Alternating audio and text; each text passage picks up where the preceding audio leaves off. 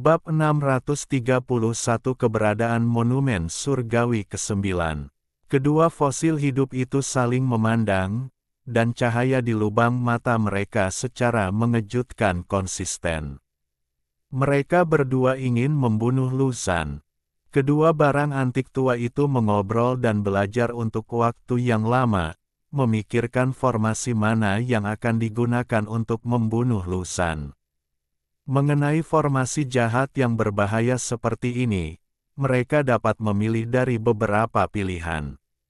Untuk berjaga-jaga, mari kita tunggu aku pulih sedikit, sehingga tidak ada risiko. Gagak batu itu sangat berhati-hati. Bukan tanpa alasan dia bisa hidup sampai hari ini dan bertahan selama miliaran tahun. Tengkorak tua itu sangat setuju. Meskipun dia percaya pada kekuatan formasi jahat, dia harus mencegah kecelakaan. Jika Luzan bergegas keluar, konsekuensinya akan menjadi bencana, dan semua orang akan mati. Nak, lakukan apapun yang harus kamu lakukan, tetapi jangan menyerang dewa leluhur dari surga ke-9. Kami akan sangat berguna bagimu saat itu. Ini adalah nasihat gagak batu kepada Xiao Chen. Bintang bencana kuno itu sangat pendendam. Setelah mengetahui bahwa Luzan ingin menyerangnya, dia ditakdirkan untuk bertarung sampai mati. Di wilayah klan iblis dengan radius jutaan mil, hanya ada 7 atau 8 kota kuno, yang digunakan oleh para kultivator untuk bertukar harta spiritual dan obat-obatan suci. Xiao Chen, Xiao Juelong, Sapolang dan yang lainnya datang ke kota kuno bernama Hanyu. Mereka mengikuti petunjuk yang ditinggalkan oleh Keke.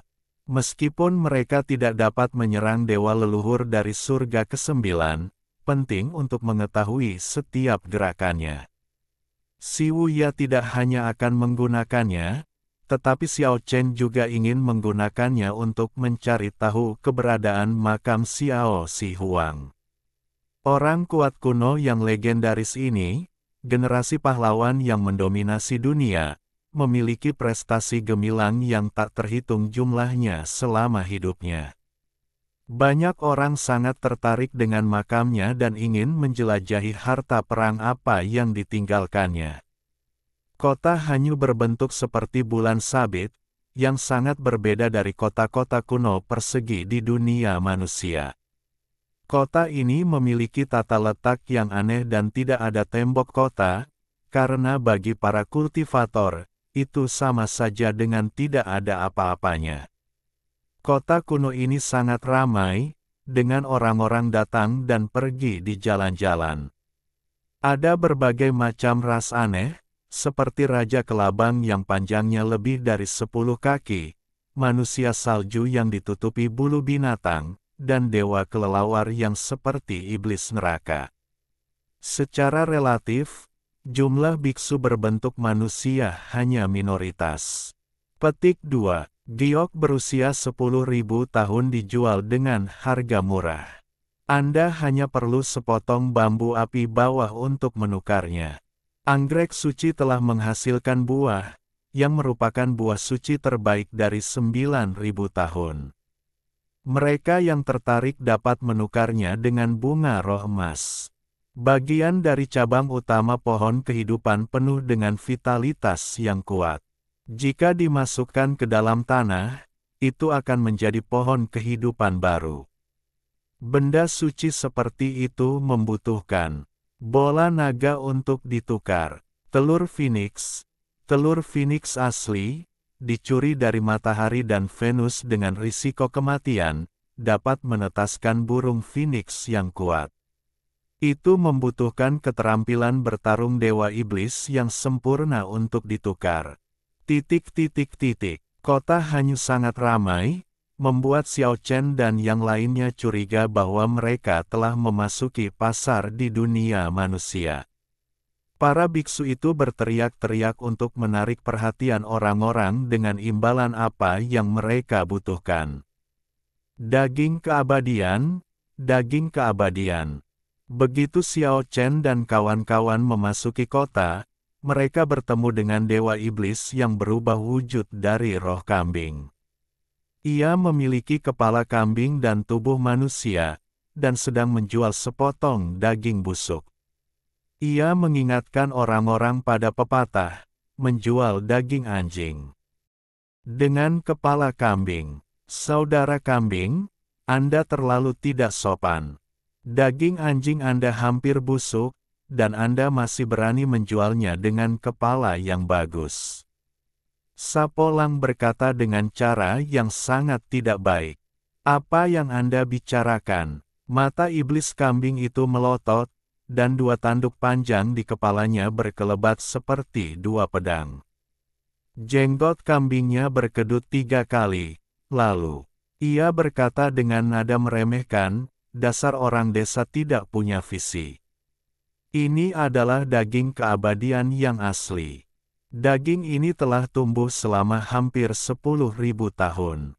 Daging ini tidak akan ditukar dengan apapun selain harta karun yang langka.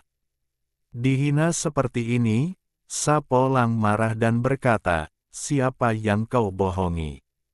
Lihat saja, dagingnya busuk tak bisa dikenali. Serius, apa kau menjual daging anjing di sini?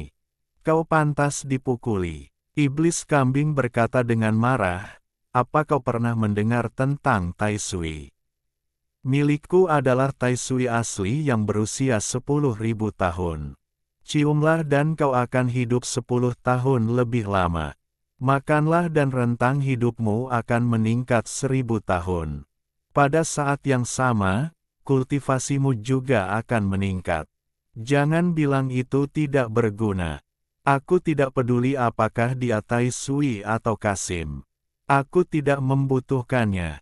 Kakakku sudah mencapai keabadian. Buah elemen api dikatakan dapat meningkatkan kultivasi, tetapi itu mengubahku menjadi obor manusia. Kakak, mari kita bicara serius. Apakah kau punya daging anjing asli? Yang terbaik adalah daging anjing hitam asli yang telah menjadi roh.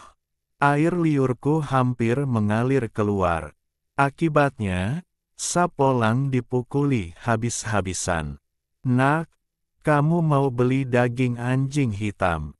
Saat itu, kerah baju Sapolang dicengkeram dari belakang.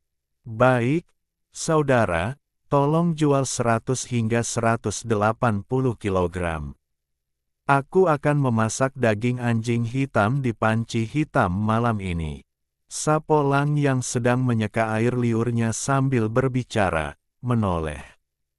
Ketika melihat tubuh manusia dengan kepala anjing hitam di atasnya, dia sedikit tercengang, lalu pusing, karena tinju tua yang besar itu mengenai rongga matanya, dan matanya langsung menjadi hitam dan biru. Sudah kubilang makan daging anjing hitam, pergilah ke neraka. Dua tinju tua yang besar lainnya menghantam rongga mata hitam Sapolang dengan keras. Setelah dipukuli, Sapolang merasa sangat dirugikan, tetapi tidak baik membuat masalah di sini, karena memang begitulah aturannya. Tidak apa-apa melampiaskan amarah dengan perkelahian kecil, tetapi jika berani bertarung sampai mati dan mengganggu ketertiban di sini, dia akan diburu oleh semua orang di kota. Sial, apa kau bercanda? Aku dipukuli karena ingin membeli sepotong daging anjing hitam. Apakah ada keadilan di dunia ini? Sapolang mengusap matanya yang bengkak seperti ikan mas hitam dan ungu, dan sangat marah. Xiao Chen dan yang lainnya mengabaikannya dan terus bergerak maju. Di kota kuno, ras manusia sangat langka. Bagaimanapun, ini adalah wilayah yang diperintah oleh ras iblis, dan yang paling sering adalah Dewa Iblis. Dan makhluk berbentuk manusia itu belum tentu manusia, tetapi kemungkinan besar diubah oleh ras non-manusia yang kuat. Melalui langit dan bumi, menghitung masa lalu dan masa kini, rahasia abadi, berita mengejutkan, untuk dijual dengan harga. Saat mereka berjalan maju, Xiao Chen dan yang lainnya tiba-tiba mendengar suara seperti itu. Tidak seperti para pembudidaya yang bertukar harta karun alam, ada orang yang menjual informasi di sini. Ada tiang bendera di sisi jalan, yang di atasnya tertulis 4 karakter besar, hitung semua orang dan benda di dunia. Di bawah tiang bendera duduk seorang pendeta Tao tua, yang tampak seperti orang abadi, dengan sedikit pesona surgawi, dikelilingi oleh banyak biksu. Dasar pembohong tua, kau datang lagi untuk menipu. Kau berani melawan, kau berani dipukul. Siapa yang menyuruhmu percaya padanya? Jelas, orang-orang di sekitar sama sekali tidak percaya pada pendeta Tao tua ini, seolah-olah dia punya catatan buruk. Tak lama kemudian, kerumunan itu bubar. Xiao Chen dan teman-temannya menghampirinya, tidak terlalu peduli, hanya bertanya dengan santai. Informasi apa yang kau jual? Aku akan menjual apapun yang ingin kau ketahui. Pendeta Tao tua itu sangat tenang dan tidak peduli dengan komentar orang banyak tadi. Xiao Chen berjongkok di tanah, menatapnya, dan berkata, "Kalau begitu, aku ingin bertanya padamu, apakah kau tahu di mana makam Kaisar Batu Kecil itu?" Pendeta Tao tua itu tersentak dan berkata dengan heran, "Siapa kau? Kau menjual informasi atau memeriksa asal-usul kami?" Raja Samsara sangat tidak puas. "Berita ini sangat berharga, aku khawatir kau tidak mampu membelinya." Pendeta Tao tua itu kembali bersikap tenang. "Kurasa kau penipu." Sapolang mengusap kelopak matanya yang bengkak dan berjalan mendekat. "Jangan bicara omong kosong. Selama kamu mampu membayar harganya, aku tentu saja bisa memberikan informasi yang relevan. Apa yang kamu inginkan sebagai imbalan atas berita ini?" tanya Raja Yama. Dia tidak bermaksud serius, dia hanya bertanya dengan santai. "Kurasa kau tidak punya barang seberharga ini." Pendeta Tao tua itu berkata dengan tenang, dengan tatapan acuh tak acuh, tetapi ketika dia melihat Xiao Chen dalam sekejap, dia terkejut dan berkata, "Kau punya batu bata di lengan bajumu. Jangan khawatir, itu bukan untukmu." Xiao Chen mengatakan ini, dan dia dan yang lainnya hendak pergi, tetapi pada saat ini pendeta Tao tua itu tiba-tiba berkata, "Berikan padaku batu bata itu, sebagai ganti informasi yang ingin kau ketahui." Hati Xiao Chen menegang. Mungkinkah pendeta Tao tua ini melihat kebenaran prasasti surgawi? "Teman kecil, pergilah perlahan. Tanyakan saja, tidak peduli berapapun harganya, aku ingin menukar batu bata ini." Pendeta Tao tua itu berbicara dari belakang. Xiao Chen berhenti dan bertanya, "Apakah kau tahu asal-usulnya?" "Tentu saja aku tahu, karena aku punya hubungan sebab akibat yang besar dengan batu bata ini." Pendeta Tao tua itu tampak sangat serius. "Apa hubungan sebab akibat antara kau dan itu?" "Karena itu awalnya adalah batu bata suci yang diwariskan dari leluhurku." Xiao Chen ingin mencetak batu bata di wajahnya. "Ini terlalu keterlaluan. Prasasti surgawi adalah batu batamu. Kau pikir kau siapa? Aku tahu kau tidak akan percaya padaku. Ayolah, biar ku ceritakan lebih rinci. Bagaimana kalau kita pergi ke restoran dan mengobrol sambil makan?" Restoran di kota Hanyu tentu saja bukan restoran biasa. Makanan yang dijual seluruhnya terbuat dari saripati surga dan bumi, yang dapat meningkatkan kultivasi. Harganya tentu saja sangat tinggi. Itu perlu ditukar dengan harta alam. Uang tidak ada gunanya. Baiklah, Seseorang mentraktir kita, jadi wajar saja kita senang. Sapolang setuju terlebih dahulu. Xiao Juelong melotot padanya. Namun, Xiao Chen tidak menghentikannya. Meskipun pendeta Tao tua ini telah mencapai alam dewa leluhur, dia tidak perlu ditakuti. Baiklah, aku akan mentraktirmu hari ini dan menjalin hubungan baik denganmu. Kelompok itu datang ke restoran, yang seluruhnya diukir dari batu giok kristal ungu. Itu bersinar dengan cahaya ungu dan penuh energi spiritual. Hanya surga prasejarah yang bisa memiliki kerajinan tangan seperti itu. Mereka naik ke lantai 5 teratas dan tiba di sebuah ruangan tertutup untuk mencegah orang luar menguping. Di sini, semuanya bisa diisolasi.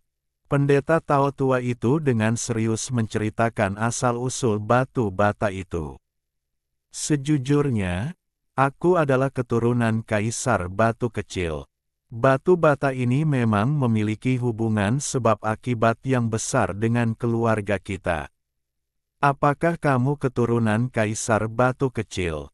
Sapolang menatapnya dengan pandangan sinis. Kamu tahu, banyak kekuatan besar di dunia luar yang berusaha mencari tahu keberadaan makam Kaisar Batu Kecil. Orang ini benar-benar berani mengatakannya dengan lantang.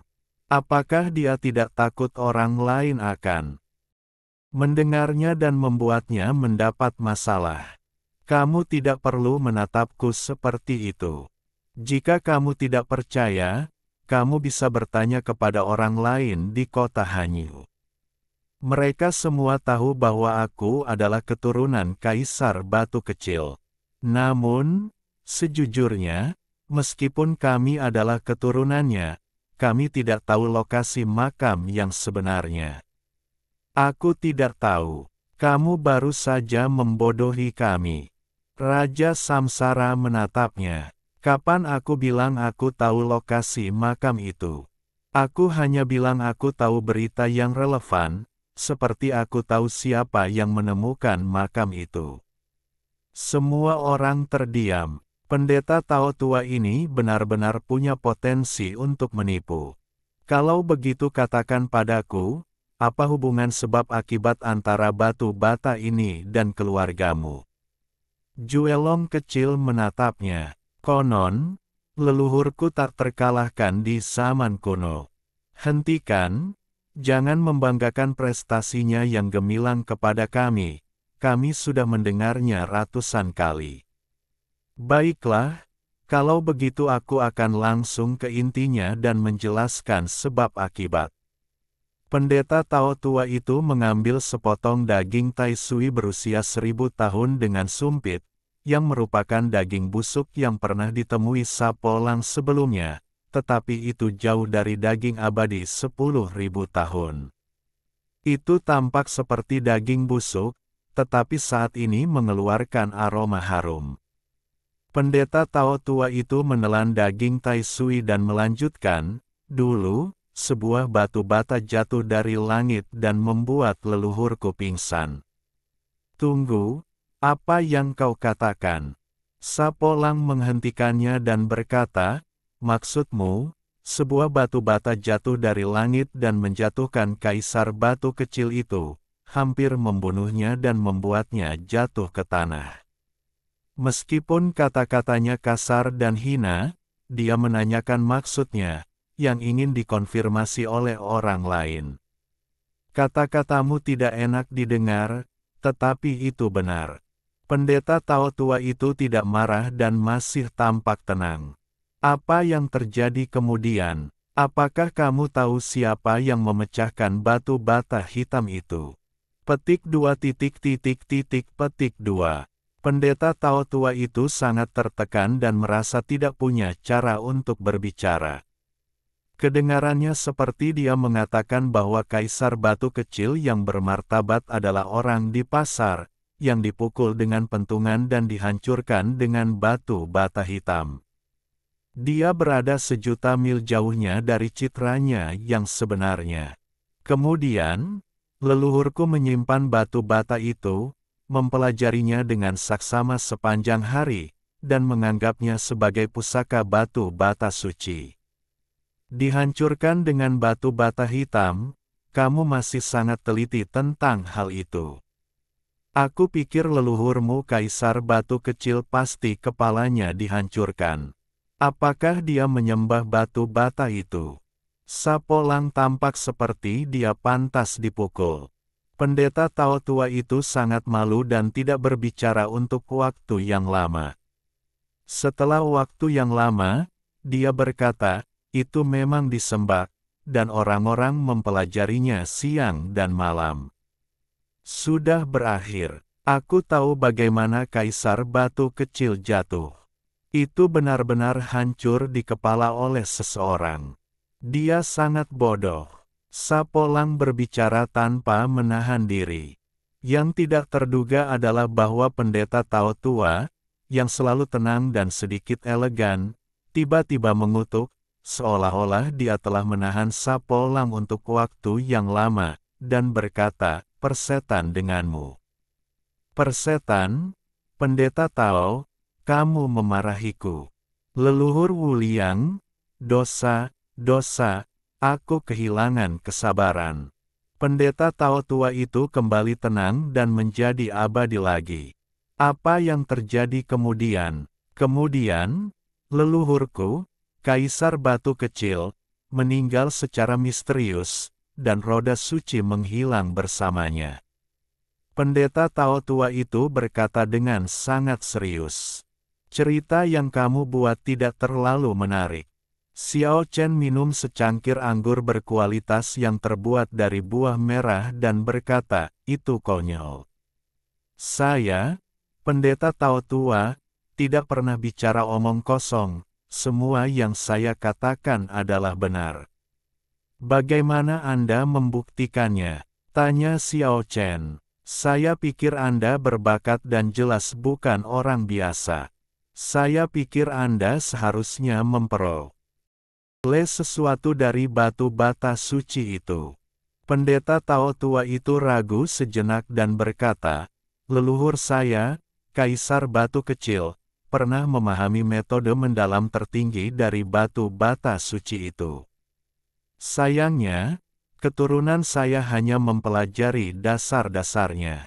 Saya dapat menunjukkan sebagian esensinya untuk membuktikannya." Pada titik ini, dia membentuk segel dengan satu tangan, menunjukkan segel metode mendalam tertinggi yang belum pernah dilihat atau didengar sebelumnya. Xiao Chen terkejut. Dia belum pernah melihat segel ilahi semacam ini, tetapi rasanya sangat familiar. Ini, tampaknya benar-benar milik metode mendalam dari prasasti surgawi. Dia telah menguasai metode mendalam dari 6 prasasti surgawi. Adapun yang ketujuh, meskipun dia tidak memperoleh semuanya, dia juga telah melihatnya secara kasar. Segel ilahi yang ditunjukkan oleh pendeta Tao tua itu jelas tidak termasuk dalam kategori ini. Xiao Chen juga telah melihat prasasti surgawi ke-8, tetapi itu adalah prasasti surgawi tanpa kata, yang ditekan di bagian terdalam dunia kematian. Mungkinkah Kaisar Batu Kecil sebelum zaman kuno benar-benar ditekan oleh prasasti batu yang jatuh dari langit, dan memperoleh beberapa metode mental di atasnya? Jika itu benar, kemungkinan besar itu adalah prasasti surgawi ke-9 yang tidak pernah muncul di dunia. Teman muda, kamu masih tidak percaya. Aku akan menunjukkan kepadamu 2 gerakan terakhir. Pendeta Tao tua itu berkata sambil membentuk segel, menunjukkan metode segel ilahi yang misterius dan tidak dapat dijelaskan. Pada titik ini, Xiao Chen sepenuhnya percaya bahwa leluhur pendeta Tao tua ini pasti telah bersentuhan dengan metode prasasti surgawi. Ini sangat menyentuhnya. Kamu tahu, orang biasa tidak dapat mempraktikkan metode rahasia prasasti surgawi. Kaisar Batu Kecil itu benar-benar orang yang luar biasa. Apa gunanya kamu mengatakan begitu banyak? Bahkan jika batu bata suci ada di tangan kita, dunia telah berubah, dan banyak hal telah berubah. Itu bukan lagi milik keluargamu. Pendeta Tao tua itu membungkuk dan berkata, tentu saja aku tidak akan membiarkanmu menderita kerugian. Aku pasti akan membelinya dengan harga yang paling pantas. Tidak untuk dijual. Xiao Chen sangat lugas. Bisakah kau membiarkanku melihatnya terlebih dahulu? Aku juga akan membayar dengan harga yang wajar. Tidak apa-apa untuk melihatnya. Xiao Chen mengendalikan prasasti surgawi, dan itu benar-benar muncul di tangannya seperti batu bata. Itu tidak benar. Itu berbeda dari batu bata suci yang tercatat. Pendeta Tao tua itu menunjukkan ekspresi terkejut, dan melihat pola kuno pada prasasti surgawi dengan bingung. Lihat, itu bukan batu bata suci yang kau cari. Mungkinkah batu bata suci itu benar-benar terkubur di makam leluhurku, Kaisar Batu Kecil? Pendeta Tao tua itu berkata dalam hati. Xiao Chen terkejut. Dia harus menemukan makam Kaisar Batu Kecil apapun yang terjadi. Jika prasasti surgawi ke-9 ada di sana, itu akan sangat penting. Bab 632 tak terduga. Prasasti surgawi yang sederhana dan tanpa hiasan itu tampak seperti batu bata. Meskipun dia tahu itu bukanlah batu bata suci yang diwariskan dari keluarganya, pendeta Tao tua itu ingin menukarnya dengan harga berapapun. Xiao Chen tentu saja tidak bisa menukarnya dengannya. Harga berapapun tidak masalah. Sungguh, sebaiknya kamu pertimbangkan saja. Baiklah, tukarkan saja dengan batu bata suci di makam Kaisar Batu Kecil. Petik 2. Petik 2. Pendeta Tao tua itu mendesah tak berdaya. Belum lagi dia tidak tahu di mana makam itu berada, bahkan jika dia mengetahuinya, mustahil untuk menukarnya. Meninggalkan restoran yang diukir dari batu giok kristal ungu, kelompok itu terus berkeliaran di sekitar kota kuno, dan pendeta Tao tua itu mengikutinya dari belakang. Mengapa kamu mengikuti kami? Jika kamu tidak ingin berubah, maka kamu tidak akan berubah. Raja Samsara dan 3 kerangka lainnya memperingatkannya, dengan berkata, jika kamu memiliki niat buruk, sebaiknya kamu berhati-hati. Aku hanya merasa sedikit menyesal, jadi aku ingin pergi bersamamu. Mungkin aku bisa membantumu dengan cara tertentu. Misalnya, aku tahu siapa yang pertama kali menemukan makam Kaisar Batu Kecil. Kalau begitu, katakan padaku. Petik 2. Ini akan merugikanmu. Xiao Chen langsung tertawa dan berkata, mengikuti kami juga akan merugikanmu, dan biayanya sangat mahal. Pendeta Tao tua itu mengangguk setelah sedikit ragu dan berkata, baiklah, aku bisa bertukar informasi. Legenda mengatakan bahwa makam leluhur Kaisar Batu Kecil berada di wilayah yang dikuasai oleh ras iblis. Seorang pria kuat dari Pulau Gantung secara tidak sengaja menemukan makam Kaisar Batu Kecil, tetapi ketika dia kembali untuk melapor kepada leluhur gantung raksasa dari alam surga, dia menemukan bahwa makam itu telah hilang ketika dia menemukan daerah itu lagi. Itu seperti makam yang bergerak, dan itu sangat halus dan tidak dapat ditemukan lagi. Karena alasan ini, Patriark Xuankong secara khusus menggunakan kesadaran ilahi Raja Manusia Batu yang kuat untuk mencari selama 3 hari dan menyimpulkan bahwa murid itu tidak berbohong. Ada larangan yang sangat kuat di tanah kuno itu, yang menyembunyikan napas makam itu. Patriark Xuankong ingin perlahan-lahan melanggar larangan yang ditetapkan sebelum zaman kuno, dan kemudian mendapatkan semua yang ada di makam Kaisar Batu Kecil sendirian, tetapi dia tidak ingin berita itu bocor. Anda harus tahu bahwa raksasa-raksasa besar telah menanam mata-mata di antara satu sama lain, dan sebagai hasilnya, pasukan-pasukan besar telah mengirim orang untuk menyelidiki secara terbuka dan rahasia, dan datang ke daerah yang diperintah oleh klan iblis untuk menemukan makam Kaisar Batu Kecil. Tentu saja, berita-berita ini belum diketahui oleh orang-orang biasa, dan hanya diketahui oleh beberapa negara adikuasa. Hanya orang-orang Pulau Gantung yang tahu daerah yang tepat, dan beberapa negara adikuasa lainnya samar-samar telah menemukan beberapa petunjuk. Sampai sekarang, orang-orang Pulau Gantung tidak berani bertindak gegabah. Begitu mereka pergi untuk menggali makam Kaisar Batu Kecil, mereka akan menarik lebih banyak orang. Saya pikir mereka akhirnya akan memilih beberapa mitra. Bagaimanapun, berlarut-larut seperti ini bukanlah solusi, karena negara-negara adikuasa mengawasi setiap gerakan mereka. Hanya itu informasinya.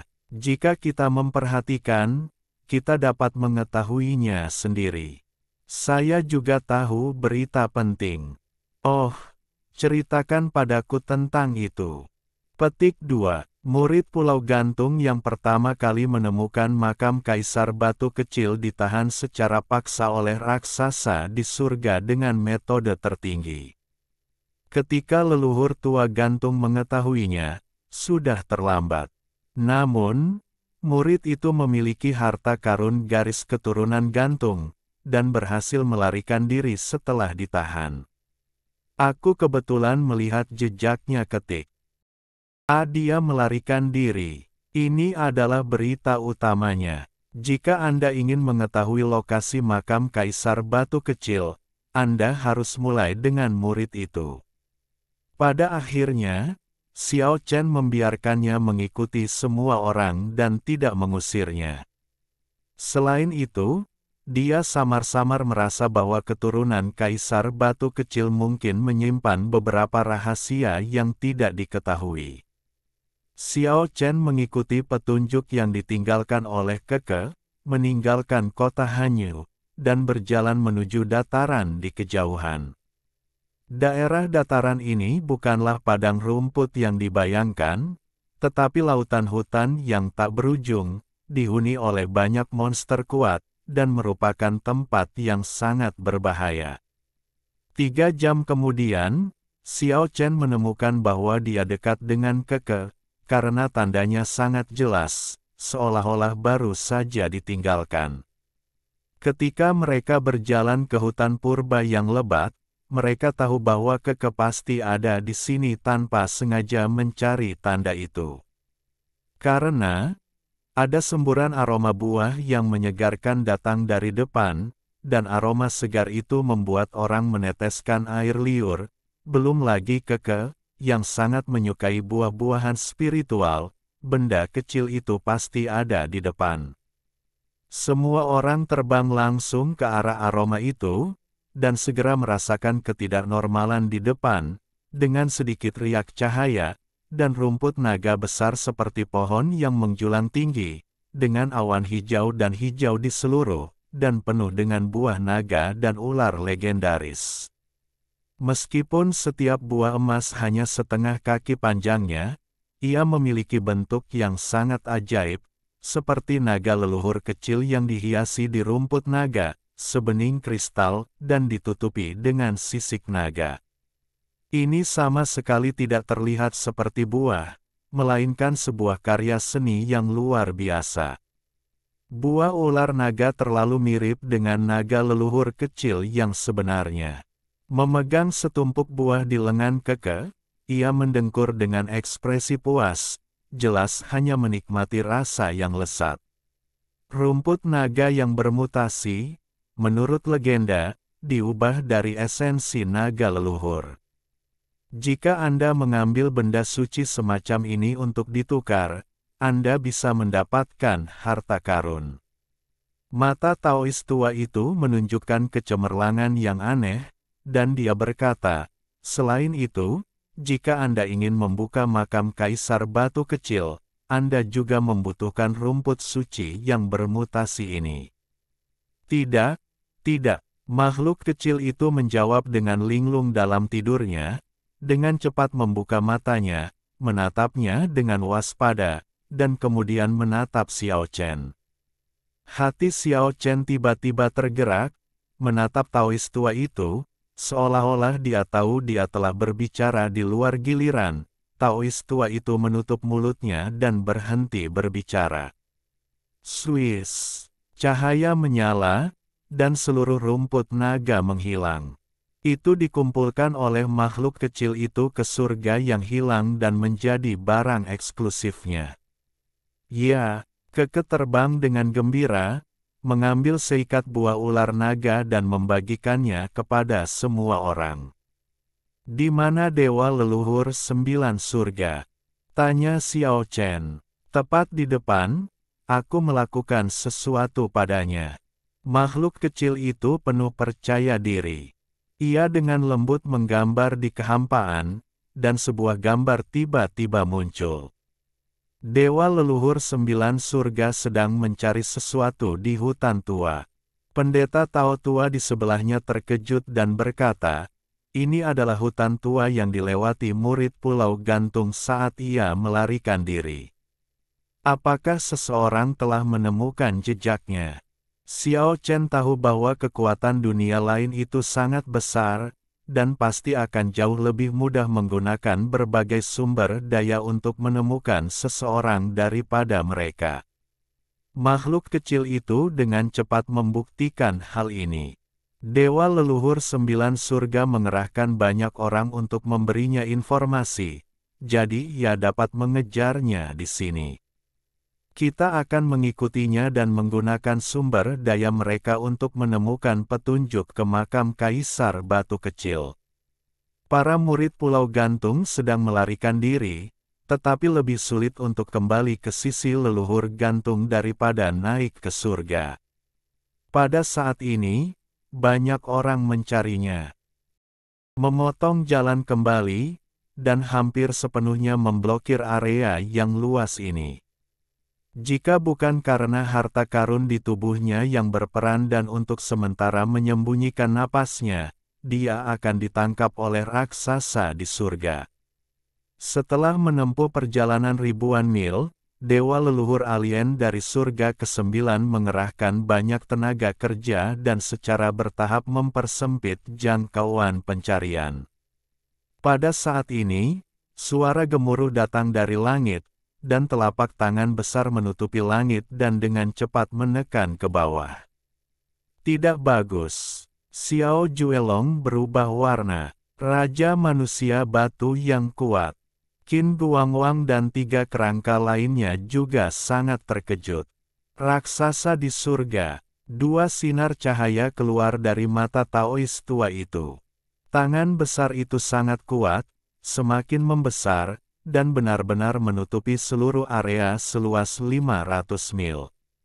Semua orang sangat terkejut. "Pergi!" Xiao Chen berteriak, dan menyapu semua orang dengan 8 fase dunia, dan terbang dengan kecepatan yang sangat cepat. Kecepatannya saat ini sebanding dengan Raja Batu, dan tidak ada yang bisa mengejarnya. Namun meski begitu, mereka hampir tertutup oleh tangan besar itu dan melarikan diri dengan berbahaya. Jelas, lawan tidak ingin menahan mereka, dan mereka bukanlah orang-orang yang ingin terjebak.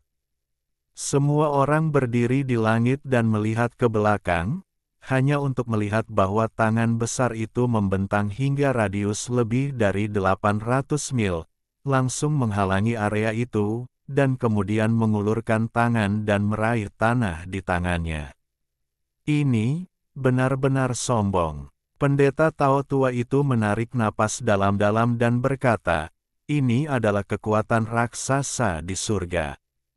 Dia seharusnya mencari murid yang melayang di udara di daerah itu, jadi dia meraih seluruh tanah di tangannya dan ingin menemukannya perlahan-lahan. Bang! Pada saat ini, tangan besar lainnya muncul, menghancurkan langit, dan menghantam tangan besar itu. Gemuruh, langit hancur lagi, dan tangan besar ketiga terulur ke bawah, berjuang untuk tanah yang hancur, ingin meraihnya di tangannya. Ini adalah Raja Manusia Batu yang kuat. Untuk memperjuangkan satu orang, dia tidak ragu-ragu untuk merebut tanah dengan radius 800 mil ke langit. Caranya sangat mengerikan sehingga membuat orang menggigil. Raja Manusia Batu berjuang untuk murid yang mengetahui kebenaran. Tiba-tiba, dunia berubah dan langit serta bumi kehilangan warnanya. 1000 mil di sekitarnya berubah menjadi gurun. Banyak orang kuat melarikan diri dari jari-jari 3 tangan besar itu dengan putus asa. Jika bukan murid Pulau Gantung, ketiga raksasa itu sama sekali tidak tertarik dan tidak membunuhnya. Ketiga raksasa itu membuat bergerak, mengguncang tempat penting klan iblis. Sebuah suara tua berteriak, "Siapa yang menyerbu wilayah klan kita?" Xiao Chen terkejut. Apakah makam Kaisar Batu Kecil benar-benar begitu penting? Itu benar-benar menyebabkan para raksasa surga bertarung begitu banyak. Bang! Pada saat ini, kegilaan cahaya hitam meledakkan langit, seperti banjir hitam yang menyapu langit, dan menenggelamkan tempat ini dalam sekejap. Lu Zanlah yang bergerak. Xiao Chen sepenuhnya intuisi. Fosil hidup ini menyembunyikan napasnya dan membuat gerakan gila. Dalam kegilaan hitam, bayangan iblis mengguncang 8 arah dan jatuh ke tangan besar, memecahkan 800 mil tanah di tempat, dan kemudian melonjak ke langit. Itu pasti mengejutkan. Fosil hidup sebelum zaman kuno begitu kuat sehingga tak terduga. Itu menarik keluar murid Pulau Gantung dalam sekejap. Bang! 2 tangan besar lainnya menekan ke bawah, dan bayangan iblis dalam gelombang hitam mengeluarkan raungan iblis, naik ke langit dalam 1 langkah, memecahkan tangan di tempat, lalu menendang tangan raksasa lainnya, merobek langit dan terbang di udara. 3 tangan besar meraih ke ruang yang terkoyak, tetapi tetap tidak dapat menemukan sosok Lu Zan. Ini adalah fosil hidup sebelum zaman kuno. Dengan satu serangan, ia berhasil dan melarikan diri jauh dalam sekejap. Kekuatannya tak terduga. Xiao Chen menyelimuti semua orang dengan dunia 8 fase, lalu terbang dengan kecepatan tinggi, menyembunyikan napasnya dengan ordo batu pangu, dan segera muncul di tempat peristirahatan asli Lu Zan. Benar saja, di Gunung Iblis kuno, Lu Zan sedang mencari ingatan murid di Pulau Gantung dengan metode tertinggi, dan energi iblis yang bergulir menenggelamkan tempat itu. Lembah Rif. Setelah waktu yang lama, Lu Zan mengucapkan 3 kata ini, lalu tangan iblis itu menekan dengan ringan, dan murid di Pulau Gantung terbentur dan berubah menjadi abu dalam sekejap. Jika aku pergi ke Lembah Rif sekarang, Xuan Kong pasti akan menyalahkanku atas segalanya. Mungkin dia sudah menunggu di jalan. Lu Zan mengerang sebentar. Xiao Chen tidak berani tinggal lebih lama lagi dan bergegas ke pegunungan primitif. Tengkorak tua dan burung gagak batu tidak lagi berada di gua api. Mereka pindah ke tanah suci klan iblis lainnya. Tidak ada kecelakaan di jalan, dan 2 barang antik tua itu segera ditemukan. Xiao Chen memberitahu mereka semuanya. Karena raksasa surga telah mengambil tindakan, mereka harus membawa 2 fosil hidup ini, jika tidak, peluangnya tipis. Tanpa diduga, ketika burung gagak batu melihat pendeta Tao tua di kelompok itu, matanya berdiri di tempat dan memancarkan 2 sinar cahaya yang menakutkan. Kaisar Batu Kecil, kamu tidak mati.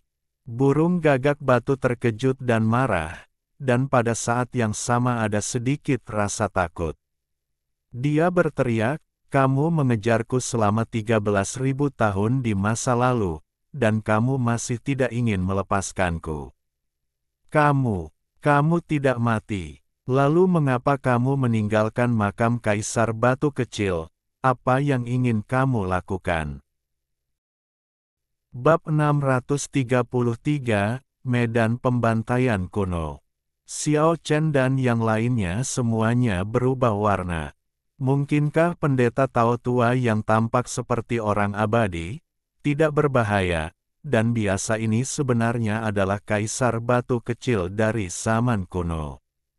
Ini benar-benar tidak terduga. Mereka berjalan bersamanya sepanjang jalan dan tidak melihat sesuatu yang tidak biasa. Kemudian semua orang merasa ngeri. Anda tahu, pendeta Tao tua itu terbuat dari daging dan darah, bukan batu. Jika dia benar-benar Kaisar Batu Kecil, bukankah itu berarti dia telah membuat terobosan di jalan Raja Manusia Batu? Itulah generasi daging dan darah yang sebenarnya. Dia bukan lagi manusia batu yang dingin. Jalan dewa leluhur tertinggi dan jalan manusia batu berjalan beriringan. Meong, wajah Sapolang menjadi pucat. Dia telah banyak memfitnah Kaisar Batu Kecil di sepanjang jalan. Bukankah ini seperti memprovokasi Kaisar? Apa yang kamu bicarakan? Pendeta Tao tua itu tampak bingung.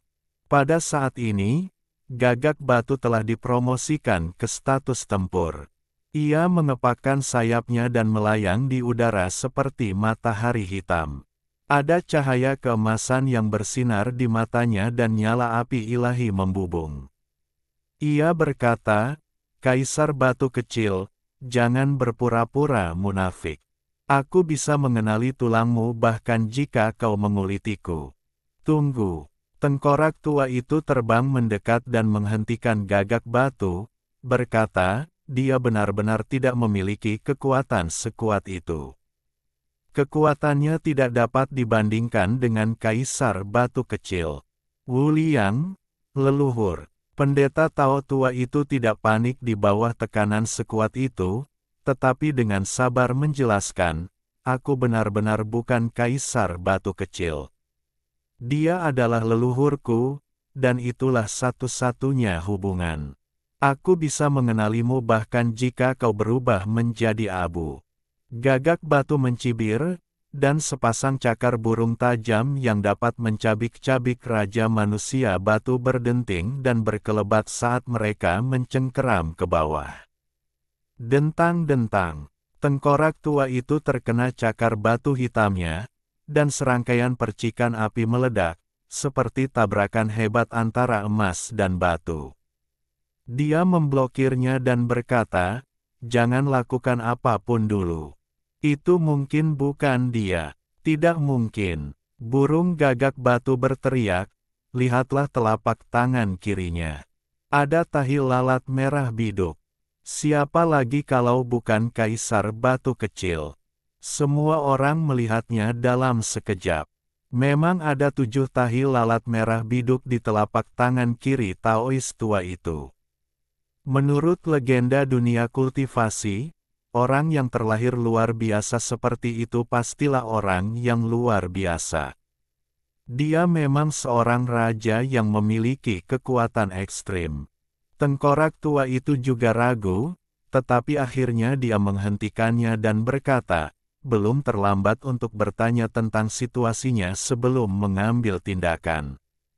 Namun, pendeta Tao tua itu tidak berdaya saat menghadapi interogasi, berkata, saya hanyalah keturunan Kaisar Batu Kecil. Bagaimana saya bisa menjadi penguasa yang heroik sebelum zaman kuno? Jika saya memiliki kekuatan seperti itu, tidak bisakah Anda merasakannya? Burung gagak batu meraih pendeta Tao tua itu dan menggunakan metode misterius tertinggi untuk menjelajahi tubuh pendeta Tao tua itu, termasuk setiap titik akupuntur dan bahkan rambutnya. Dia tidak menemukan jejak napas Kaisar Batu Kecil, dan tidak menemukan bukti bahwa jiwanya berada di dalam cangkang daging ini. Burung gagak batu menatap tengkorak tua itu dan berkata, "Aku tahu kau memiliki hubungan dengan Kaisar Batu Kecil di masa lalu. Baik itu keturunannya atau dia, kau akan melakukan yang terbaik untuk melindunginya." Setelah dibujuk berulang kali oleh tengkorak tua itu, burung gagak batu itu untuk sementara menyingkirkan niat membunuhnya. Lembah Lietian, makam Kaisar Batu Kecil, apakah perlu pergi? Ini adalah pertanyaan di hadapan semua orang.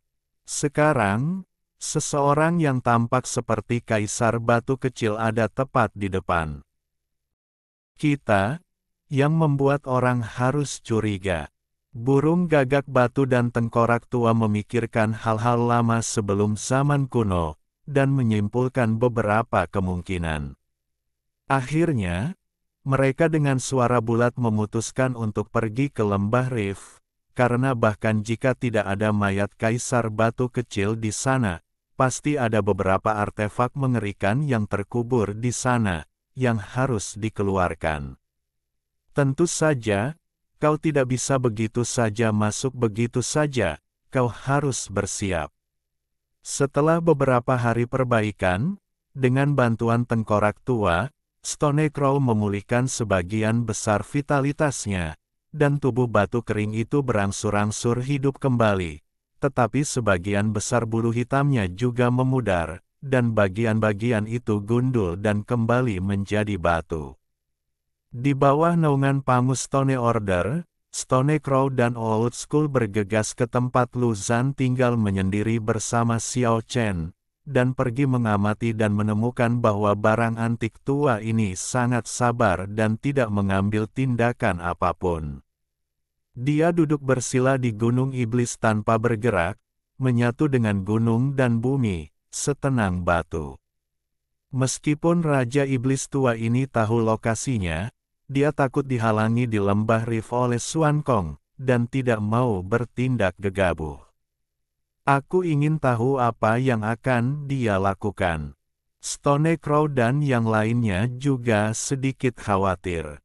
Siapapun yang muncul di lembah Rif terlebih dahulu akan disalahkan dan akan dianggap oleh Patriark Xuan Kong sebagai tangan hitam yang menahan murid-muridnya.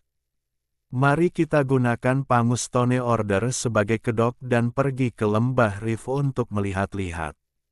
Tengkorak tua itu menyarankan, kecuali dua barang antik tua itu, Xiao Chen adalah satu-satunya yang bepergian bersamanya. Yang lain tidak mengikutinya. Lembah Rif adalah tempat yang putus asa dengan medan yang sangat berbahaya. Sebuah gunung kuno yang tingginya lebih dari 10.000 kaki terbelah dua dari tengah oleh seseorang, membentuk retakan besar yang memanjang hingga ke kedalaman bawah tanah. Gunung raksasa yang terbelah dua ini dikelilingi oleh pohon-pohon kuno yang menjulang tinggi dan bebatuan aneh. Saat mendekati Grand Canyon, gunung itu tertutup awan dan kabut, dan berkabut serta tak terduga. Bahkan para kultivator yang kuat pun tidak mau menjelajahinya secara mendalam. Ini adalah wilayah yang dikuasai oleh klan iblismu. Apakah kau pernah menjelajahinya sebelumnya? Tengkorak tua itu bertanya kepada Stonecrow.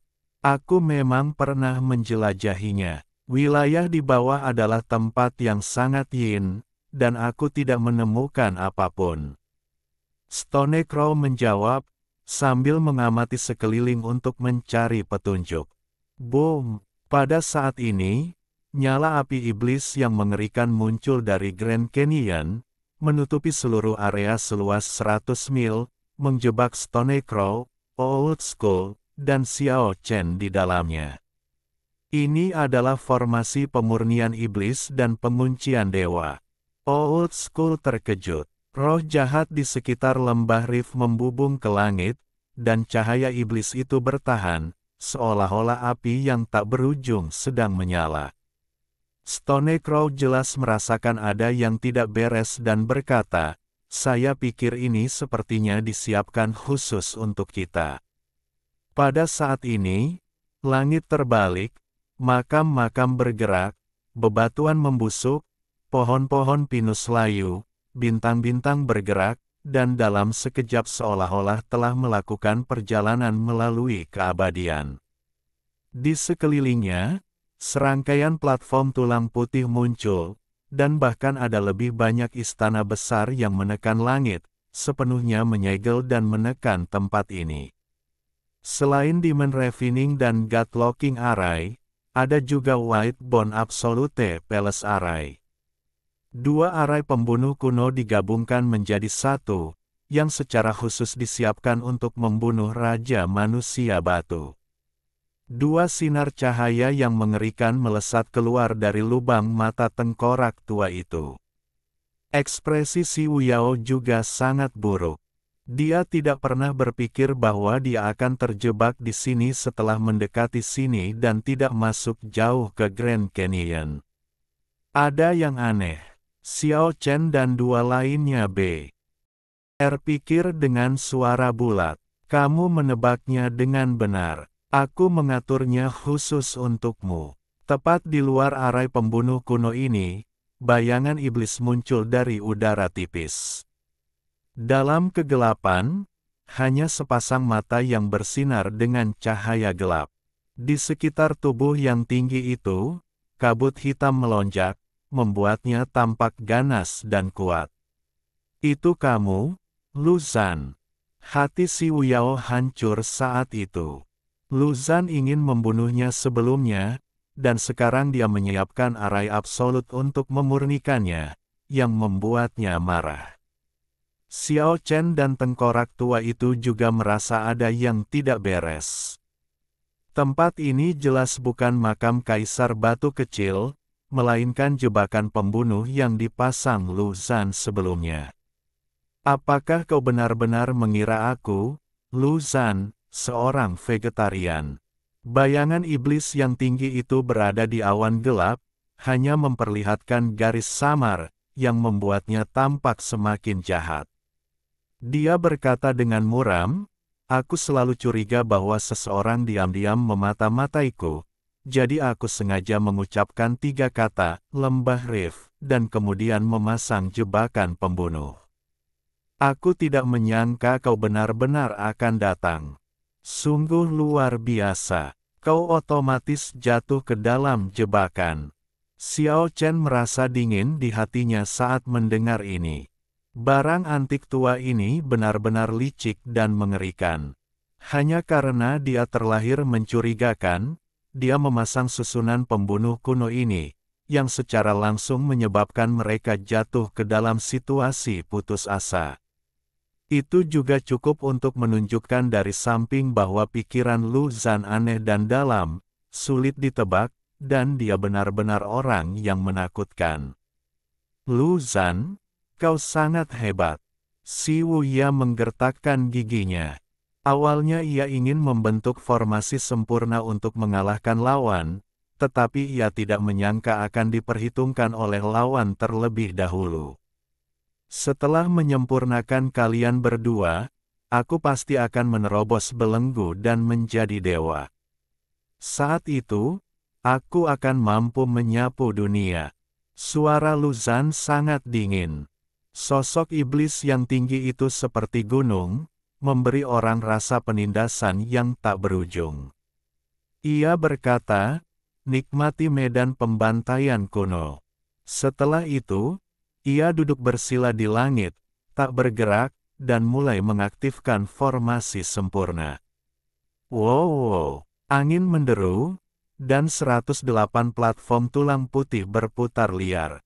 Neraka berwarna darah muncul, gunung pedang dan laut muncul, dan medan pembantaian Sura muncul, 108 jenis medan sempurna yang ganas saling terkait, yang dapat dikatakan sebagai perubahan yang tak ada habisnya. Tubuh Si Wuya yang setengah botak, bulu-bulu hitam menyebar, api berkobar, dia menopang tirai cahaya hitam untuk menghalangi formasi pembunuh yang sempurna ini. Namun, perubahan susunan pembunuh kuno berada di luar kendali manusia. Awalnya dibentuk untuk menghadapi Raja Manusia Batu. Bagaimana bisa bertahan? Di langit, ada 108 istana surgawi. Masing-masing bersinar dengan cahaya suci, dan seorang prajurit darat duduk di masing-masing istana. 108 istana surgawi, 108 prajurit darat. Mereka ditekan di langit, menurunkan tekanan besar, menyapu sinar cahaya ilahi, saling menjalin, membentuk jaring tak berujung, yang jarang dan bocor. Itulah hukum nyata dari tatanan jalan. Cici, sekuat burung gagak batu, bulu-bulu hitamnya juga terbakar. Di bawah tekanan 108 api penyucian dan 108 istana surgawi, ia telah menahan tekanan besar dan tubuhnya akan hancur. Tengkorak tua itu juga mengeluarkan raungan panjang, menunjukkan kekuatan besar untuk melawan susunan pembunuh kuno ini. Namun, ini baru awal dari cobaan berat. Selain Whitebone Absolute Palace Array, ada juga Demon Refining and Locking God Array. Setan dan dewa kuno yang tak ada habisnya muncul, hantu menangis dan dewa melolong, membuat segalanya semakin menakutkan. Meskipun Xiao Chen mengenakan gulungan kuno, dia bukanlah Raja Manusia Batu. Dia masih merasa bahwa dia akan runtuh, dan aliran esensi meninggalkan tubuhnya. Stone Crow, Old School, dan Xiao Chen mengalami cobaan hidup dan mati. Dua arah. Ye pembunuh kuno merampas esensi kehidupan mereka dan disempurnakan dalam arai pembunuh. Tubuh Luzan duduk bersila di langit, tidak bergerak, dan tubuh iblisnya dikelilingi oleh esensi yang tak ada habisnya. Perampasan hanyalah permulaan. Hidupmu akan berakhir. Bantu aku mencapai puncak batas. Momentumnya semakin kuat dan kuat. Arai absolut yang mengunci dan membunuh Raja Manusia Batu begitu kuat sehingga sulit untuk membalikkan krisis ini. Pada saat ini, tidak ada yang bisa ditahan. Xiao Chen mengenakan gulungan kuno, dengan kota raja di kepalanya. Tubuhnya dipadukan dengan peta dewa. Beberapa tanda surgawi disusun di sampingnya. Dia memegang prasasti surgawi di lengannya. Akhirnya, dia juga mengorbankan boneka Raja Manusia Batu. Dia mengangkat tinjunya ke langit, mengguncang medan pembunuhan kuno, mencoba menerobos dengan paksa. Mata, gagak batu dan tengkorak tua itu lurus. Ada begitu banyak harta perang yang kuat. Mereka tidak lupa menelan ludah mereka pada saat kritis ini. Sungguh kemewahan, pemborosan yang memalukan. Nak, pusatkan pikiranmu dan korbankan harta perang ini. Kami akan membantumu membalikkan gelombang pertempuran dan menerobos. Tidak, kami akan memurnikannya. Gagak batu tampak penuh percaya diri dan berkata, benda-benda suci ini digabungkan cukup untuk menantang surga. Kombinasi banyak benda suci bukanlah permainan anak-anak, tetapi kekuatan tertinggi yang mengguncang bumi dan mengejutkan. Itu mengguncang medan pembunuhan kuno di tempat dan mengguncang tubuh perang darat di luar formasi. Boom! Pada saat ini, aura penghancur tiba-tiba meletus di lembah Rift, dan 7 bintang hitam tiba-tiba melesat keluar, langsung membesar, dan terpaku di langit. Kekuatan yang tak terbayangkan, luas dan menguasai langit dan bumi, menenggelamkan tempat ini. 7 bintang hitam itu sangat besar, berputar perlahan di langit. Formasi tak tertandingi lainnya muncul.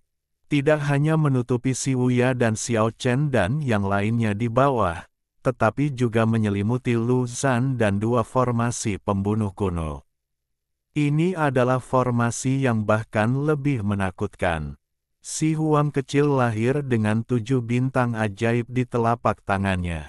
Lu Zhan menggertakkan giginya dan berkata pada dirinya sendiri, makam itu tidak terletak di daerah ini, bagaimana kekuatannya bisa ditunjukkan. Lu Zhan, kau bajingan yang berbahaya dan kejam, kau telah menyakiti kami dan bunuh diri, teriak si Uya.